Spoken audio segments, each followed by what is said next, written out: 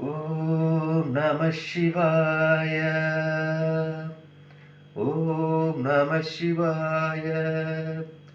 ஓம் நம சிவாய. அன்பான சிவ அன்பர்களே, கடந்த நாட்கள் நாம் பஞ்சபூத தலங்களுடைய வரலாறு பற்றி நாம் பார்த்து வரோம். அந்த வகையில் நேற்றைய தினம் நிலத்து மையமாக இருக்கிற காஞ்சிபுரம் ஏகாம்பரேஸ்வரரை பற்றி பார்த்தோம்.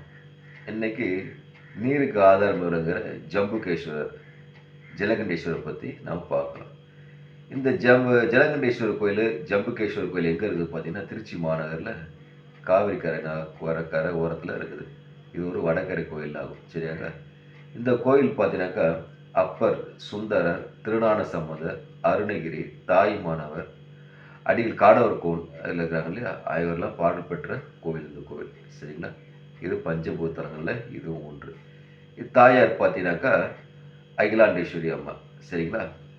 இதோட வரலாறு என்ன நினைக்கிறதுனா, இது கடந்த காலத்தில் பார்த்தீங்கன்னா இந்த இடமே ஒரு வெண் நாவல் மர காடாக இருந்துச்சு. அந்த வெண் நாவல் மர காட்டில் ஒரு சிவலிங்கம் வெயிலில் காஞ்சிட்டு இருக்கு. இது பார்த்தீங்கன்னாக்கா சிவகணங்கள் இருக்கிறாங்க, 2 பேர் தவறு செய்கிறாங்க. அதில் என்ன பண்ணுறாரு, சிவபெருமான் அவங்கள சாபம் விட்டுறாரு. எப்படி பார்த்தீங்கன்னா, ஒரு அடுத்த பேர் நீங்கள் சிலந்தியாகவும் ஒருத்தர் யானையாக பிறந்து போங்கன்னு சாபம் விட்டுறாரு. அப்படி இருக்கும்போது சிலந்தியாக பிறந்த 2 சிவகணங்கள்லாம் பண்ணுது, அந்த வெயிலில் இருக்கிற சிவலிங்கம் இருக்கு இல்லையா, அதை பார்த்துட்டு என்ன பண்ணுது, சிலந்தி என்ன பண்ணுது, சிவன் லிங்கத்துக்கு மேலே வலை மாரி பின்னி வெயிலில் மழை பட பாதுகாத்துக்காக வலை பின்னி பாதுகாத்து பூஜை செய்யுது. இன்னொரு சிவகணம் இருக்கு இல்லையா, யானை, அது என்ன பண்ணுது, காவிரி கரையில் போய் தும்பிக்கையில் போய் தண்ணி கொண்டு சிவனை பூஜை செஞ்சு அந்த பூவை அர்ச்சனை பண்ணி வணங்குது. அதுக்கு என்ன பிரச்சனைனாக்கா, தண்ணி எடுத்துட்டு அபிஷேகம் பண்ணுறதுக்கு தடையாக இருக்குது. எது, தும்பிக்கையால் தண்ணி சிவலிங்கம் மேலே ஊற்றுறதுக்கு தடையாக இருக்குது. எது தடையாக இருக்குது பார்த்தீங்கன்னா, மேலே இருக்கிற அந்த என்ன சொல்கிறது, அந்த வலை பின் வச்சுக்கிட்டே சிலந்தி, அந்த வலை இந்த யானைக்கு டிஸ்டர்பாக இருக்குது. அதில் என்ன பார்த்தீங்கன்னாக்கா, இந்த யானை தும்பிக்கையால் வலையை பிச்சு போட்டு போயிடும். மறுநாள் பார்த்தீங்கன்னாக்கா அதே மாதிரி சிலந்தி சிவலிங்கத்துக்கு மேலே வலை பின்னி வச்சிடும். இதே மாதிரி மாற்றி யானை பிரித்து போட்டு போக சிலந்தி வலை பின்னிட்டு சிவலிங்கத்தை அபிஷேகம் பண்ணது பார்த்தோன்னே இது 2 பேருக்கு, யானைக்கும் சிலந்திக்கும் சண்டை வந்துடுது.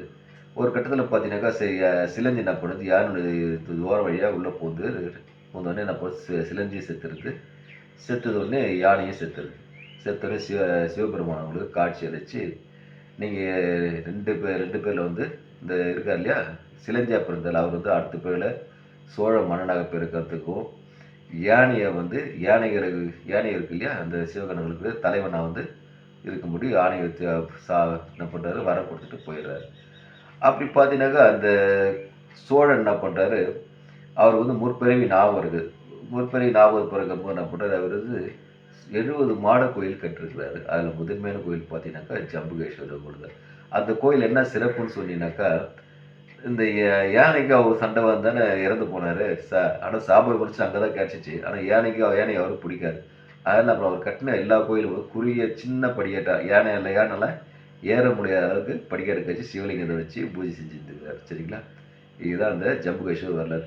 இன்னொன்று பார்த்தீங்கன்னா, இந்த ஜம்புகேஸ்வரரில் 3வது மாதிரி சொல்லுதில்ல, அதை சிவபெருமான சித்தராக உட்காந்து இந்த மதுசூர் கட்ட சொன்னதாகவும், அந்த கட்டுறாங்க இல்லையா வேலையாட்கள், அவங்களுக்கு என்ன பண்ணுறாரு, ஊதியம் கொடுக்கணும் இல்லையா, அந்த ஊதியத்தை பற்றி என்ன பண்ணுவார், இந்த சித்தர் திருநீரை கொடுப்பார் கையில்.